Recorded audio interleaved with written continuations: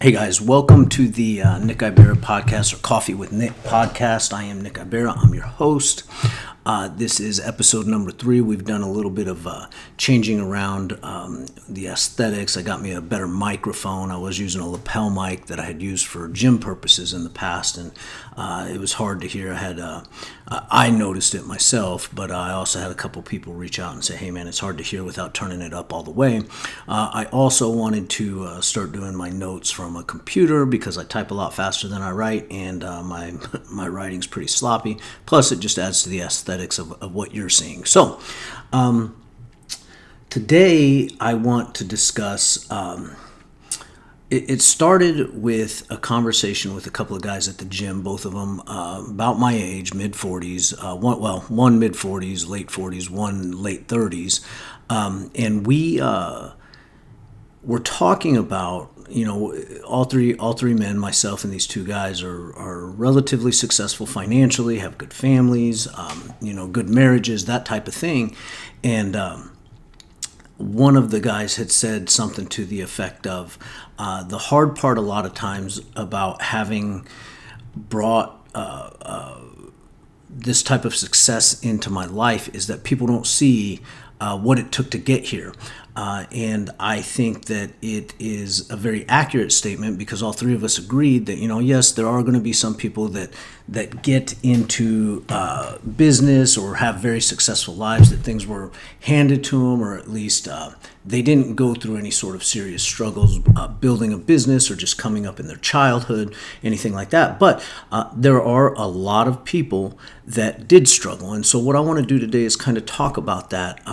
And I'm going to talk a little bit about my life and how I got to where I am, how I got to the nice house, the beautiful wife, the family, not really having to worry about bills being paid, nice car, all that stuff, okay? Because it did come at a price, and I want to talk about that to maybe shed some light, not just on me, and this isn't about me being arrogant, because there's plenty of people with the same story, even more difficult stories than I have, but this is my story. A lot of you, if you've followed me on social media for any amount of time, you were either with me for some of it, or you've heard me talk about bits and pieces of it, and I want to consolidate it all into one discussion now that we have a little bit of a way to do a longer format discussion. So, the first 13 years of my life were pretty normal. Like, I say Leave It to Beaver in the 1980s instead of the 1960s or whenever the show was big. My dad had a good job. My mom had a good job. We had the nice house, Christmas tree, in-ground pool, all that stuff. In 1988, so when I was 8 years old, my dad was diagnosed with leukemia, and he fought that for about 5 years. And in January 1993, he passed away. We immediately moved from Long Beach, which is where I had spent the previous couple years, Long Beach, California, to Springfield, Missouri. And we moved in May of 93, and on June 30th of 93, myself, my little brother, I was 13 at the time, my 10-year-old brother, a cousin of mine, and a good friend of ours, we were riding bikes. And if you're familiar with Springfield, we got to the intersection of Battlefield and Jefferson, and he was hit by a diesel truck. And that was the first time I ever saw somebody die a violent death. Wouldn't be the last. It was definitely a pivot point in my life, because not long after that, understandably, my 39-year-old mom lost her wits and got involved in drugs, and I was taken into foster care. That lasted about a year and a half, long enough for her to straighten up enough anyway to get me back into the house. Now, I want to skip ahead and say that by the time my mom passed away, she had cleaned herself up. We had an excellent relationship. We went through a lot of hard times where we weren't getting along, but we ended up having an excellent relationship. I want to talk about forgiveness in another podcast and the value of not holding grudges, but that's for another day. So anyways, I was a teenage parent. I went to the Marines. I spent a year in Iraq, and in Iraq I did 47 combat missions, came under fire. I think I lost count at 12 times. There were more than one instance where my unit had to call for a medevac for another unit just because they were so messed up. I have carried blown up American troops off of the battlefield. I came back and I experienced divorce. I experienced a horrible divorce in which my son was withheld from me for no other reason outside of resentment and the promise that if I ever left that specific woman, that she would make my life a living hell. And she continued to do that for years and years. I have slept in the back of the car because I had no place to go.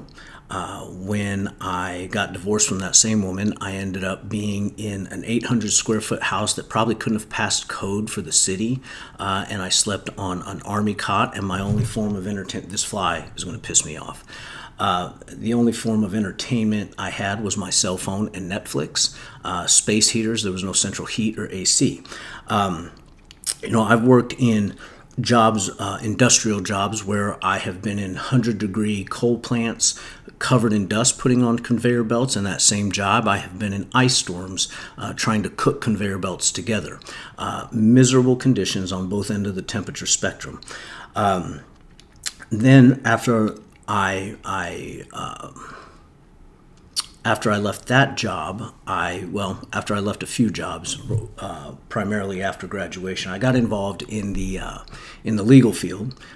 Ended up getting in some legal trouble. Did a little bit of time incarcerated. When I got out, I no longer had that first that law office job, and so I ended up working for minimum wage. This is college-educated, war veteran.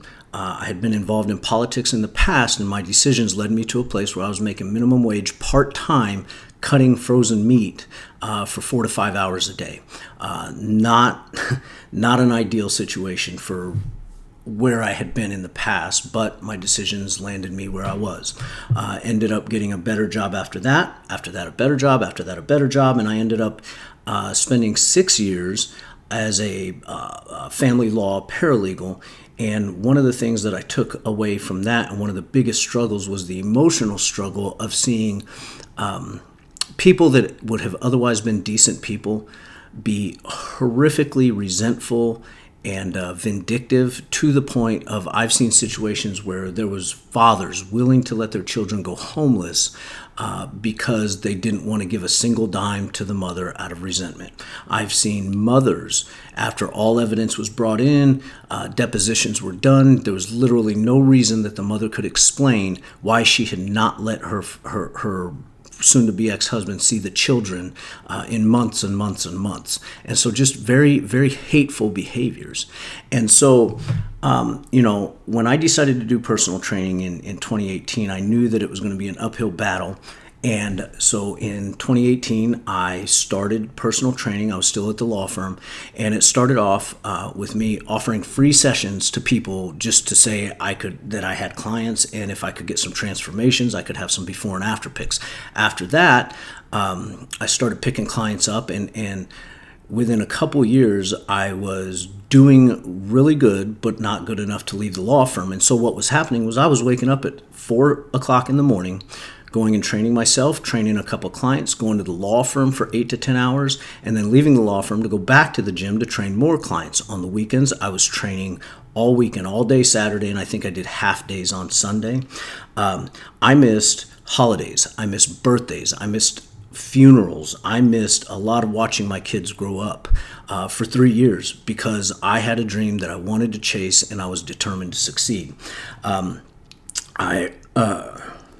And after 3 years of doing that, I was able to walk away from the law firm and do what I'm doing now, and that is just personal training. And I will say this: yes, my job is super low stress. Yes, I have a good income. Yes, I have a nice house and a nice wife and family. And yes, even if you include my workout time for myself, I work 35 hours a week. I have a lot of personal time to myself. I have a lot of family time, and I say that, but also want to keep in mind, and I will always keep in mind, and I think this is what the whole purpose of this discussion is that when you see people living a good life, you don't know what they've been through to get to where they're at. You don't know the struggles they've gone through. You don't know, one of those guys that I was talking about in the very beginning, the 3 guys that we were talking about success and talking about people not knowing the background, he's killed people in war with machine guns. And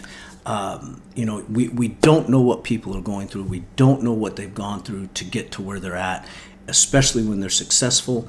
And so the way I put it is, yes, and this was kind of taken from one of those guys, is that yes, you get to see me celebrating in the locker room after we win the Super Bowl, but what you didn't see are the multiple fourth downs with 20 yards to go, 5 seconds left on the clock, and we're down by 3 points. Okay, and so I want to leave on the note of, remember that for every successful person you see, I guarantee you there's been so many struggles to get to where they got. There's been failures, there's been hardships, there's been heartbreaks, there's been struggles that we'll probably never know. And then the other person I want to address is the person that wants to start a business or wants to do better in their life, even if it's not start a business, but go back to school, do whatever. Here's the thing, do it.